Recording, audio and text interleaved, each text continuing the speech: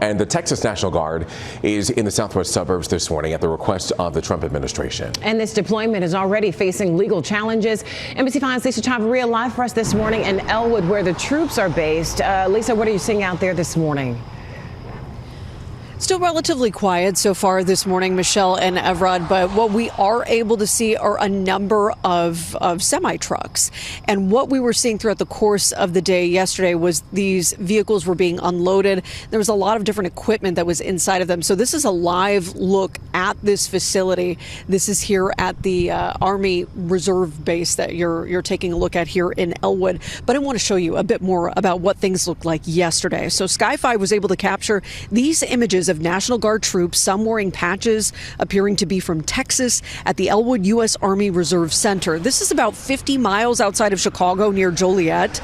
Dozens of trucks with what appear to be loaded with things like fencing and mobile housing are on the property. Governor Pritzker says the Texas National Guard was federalized at the order of President Trump. The Trump administration says the president is deploying these troops here to protect federal officers and their assets. In Washington yesterday, Senator Dick Durbin questioned Attorney General Pam Bondi about this move.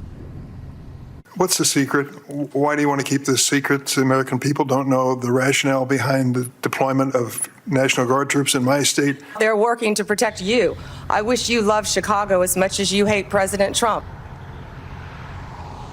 The deployment is already facing a legal challenge by Illinois officials, calling it unconstitutional. We're expecting a federal court to weigh in on this potentially as early as tomorrow. President Trump, meanwhile, threatened to invoke the Insurrection Act, which is rarely used to deal with crime in Chicago. That would allow the president to deploy the military on American soil during rebellions or insurrections. Now, we're back out here live just outside of the Army Reserve here in Elwood.